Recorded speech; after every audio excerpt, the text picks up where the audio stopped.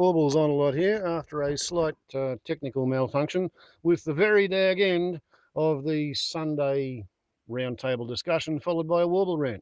Time for change. Now, if someone clearly says, and it should come from the Prime Minister, I really want to hear change, then it will work. Yeah. If not, we'll get business as usual. John, Peter mentioned the musical chairs in Canberra. I mean, how interested are others around the world in our own political direction? Oh, I think they're bemused by our politics over the last 10 years. But does it change their perception of Australia and our presence in the world? I think it probably creates a certain sense that we don't have a continued strong sense of direction in quite the same way. I think basically Australia's seen positively in Asia, but I think the issue that we do need to deal with is to be seen talking with a more independent voice. I emphasize just here that the American relationship is seen positively by a number of countries in Asia, including particularly Japan and India. But the fact that we tend to emulate and repeat what the Americans are saying, and we've said this basically since 2001, I think creates doubts about our capacity for independent thinking on strategic issues.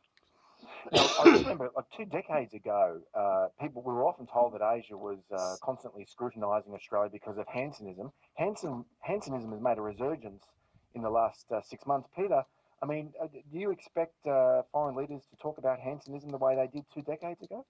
I think it can often be used as a diplomatic tactic to put us on the back foot when we find ourselves in difficult periods in bilateral relationships.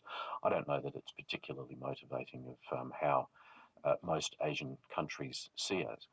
And, the point I'd make reflecting on John and Alison's comments is to say, if we're going to talk with an independent voice, we need to have something that's useful to say strategically.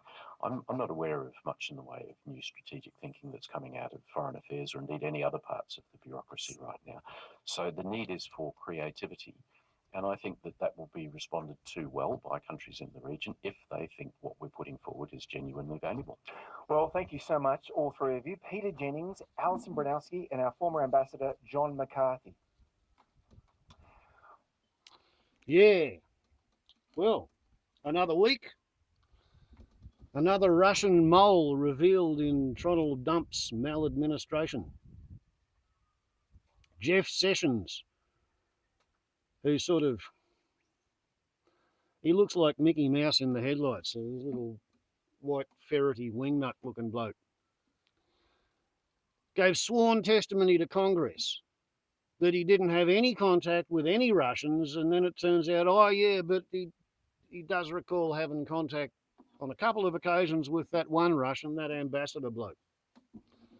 Same ambassador bloke who had the 5 phone calls that the security advisor, who just had to resign in disgrace, he had 5 conversations during and after the campaign and before the inauguration when he wasn't actually officially permitted to discuss anything with foreign officials.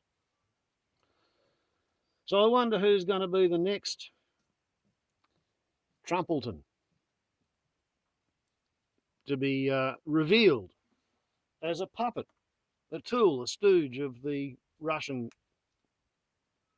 puppeteering, I guess. The marionette corps, perhaps. I mean, a year and a half ago, when I realised that Trottle Dump's third wife, Melina, which is a good medical word that means shitting blood, when I realised that Melina Trump was a Slovenian, I had a look at how she came to the West as a stunning, sweet young thing just after the falling of the Berlin Wall and the collapse of communism. And I joke that she's the finest flowering of the Slovenian Komsomolskaya's export honeypot program, a deep cover sleeper agent network sent out into the West as communism fell with instructions to find himself a rich man's spoiled brat son and see how far up the chain of command they could screw themselves into power. So we've got this professional buffoon, a rich man's spoiled brat son, who's 74 years old, going on about 3 in terms of moral development.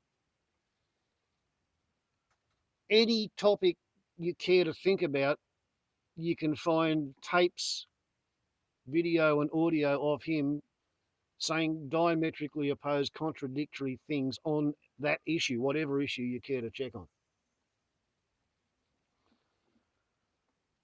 And finally, belatedly, eventually, the Australian defence establishment is starting to grab the politicians by the collar and say, listen, you have to fucking formulate some kind of a civilian policy to direct and oversee the actions of the Australian defence forces, because, well, we've been to every fuck up the Americans have lost or stalemated in since Korea.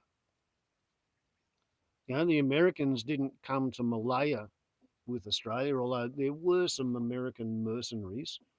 I know that because I nursed one of the blokes who commanded a platoon of them.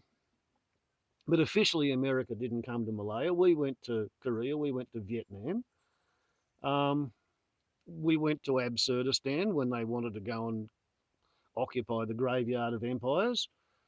Not because the Absurdistanis had done anything to the Americanos. Oh, shit, no. There were, 19 people who were supposed to have hijacked 4 aeroplanes, and 15 of them were Saudi Arabians. I think there were 3 Jordanians and a Portuguese or something. But the bloke who was getting the blame for thinking it all up and telling them to do it, he was staying with the Absurdistanis. And he'd been previously an American national hero on the front cover of Time magazine and Newsweek because they spelled his name USAMA back in those days. And Osama bin Laden was a great bloke because he was a minor Saudi princeling who showed up to help the American-backed Mujahideen fight with the wicked, evil Soviet puppet government in Kabul. So he was trained and taught by the CIA, but he brought his own guns and he brought his own money. Well, no, he brought his own money and he brought his own fighters. He had mates who come along with him. So back in the days when the Taliban was the United Nations recognised government of Afghanistan, that's when America started bombing Kabul because the Afghanis refused to give up a guest in their country who had previously been an honoured guest and a hero on the American side. So Australia got involved in invading the graveyard of empires because that's what the Americanos wanted to do. That was their next big thing they wanted to have a crack at.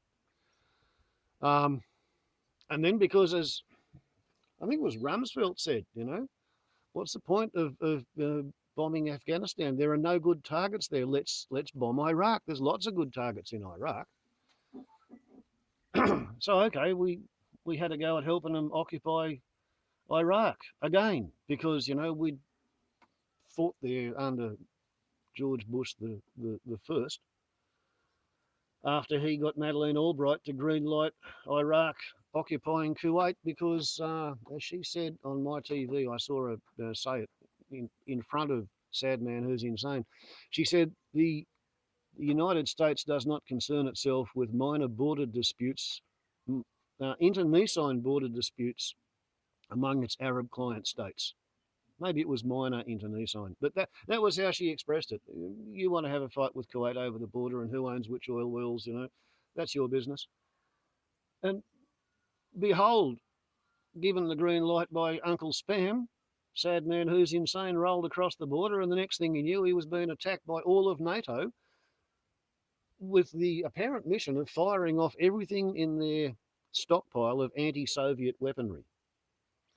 And that meant that for 10 years, NATO's military-industrial complex could employ itself at taxpayer expense rearming with stuff that was fit to fight insurgents in the desert.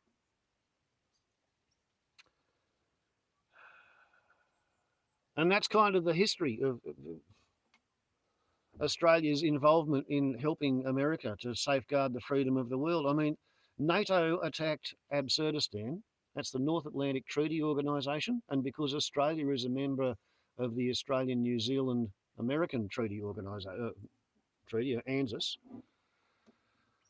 Australia, New Zealand, US, because we're a signatory to ANZUS, therefore we helped NATO defend Afghanistan's Atlantic coastline against insurgency from Muslims that the CIA trained, using British Special Air Service warrant officers who were retired early and given contracts with the British Department of Defence working for the American State Department in madrasas in Pakistan. And the Americans supplied the guns for the Mujahideen, and they wanted them to be able to fire Soviet captured ammunition, so they got Soviet weapons. They bought half of them from Israel, who'd captured them from the surrounding Arabs in 1973 and 67, and the other half of them they bought from the Egyptians, who didn't bloody well want them, because, you know, what's the point of an AK-47 or an AK-74 when it doesn't work up against M16? So they were getting rid of all their Soviet gear. The Americans bought it all up, took it to Pakistan, gave it to the Taliban and the rest of the Mujahideen. I think Australia is spending $500 million a year bombing third-hand Humvees and scaring the shit out of camels in the sand dunes to annoy ISIL, the Islamic State in Levant.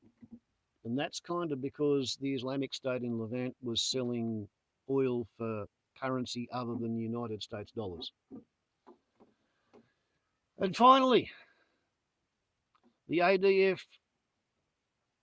big thinkers have said, look, we need to think about not going wherever America wants to go and get its nose rubbed in the mud by a bunch of local insurgents, because, you know, the further a primate fights away from its own home territory, the more often that primate loses.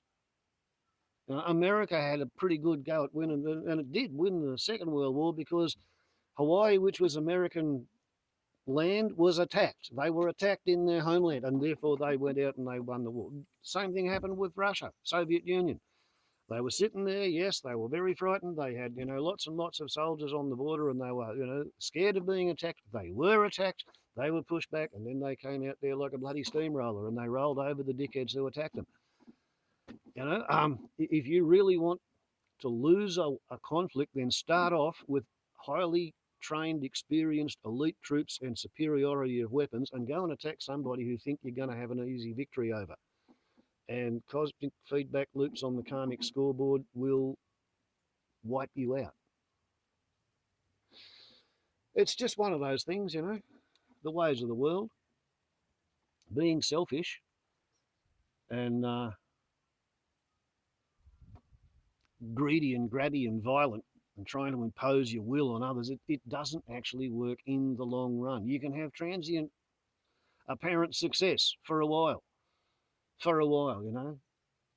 I mean, Hitler had his shit together and up and going, and he was boss of the walk for 12 years.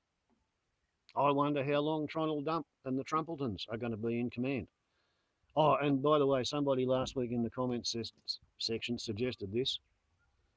This is the dawning of the age of the Trumpletons, the age of the Trumpletons, the trampled on. So there we go. We now have an anthem for our new times. The age of the Trumpletons.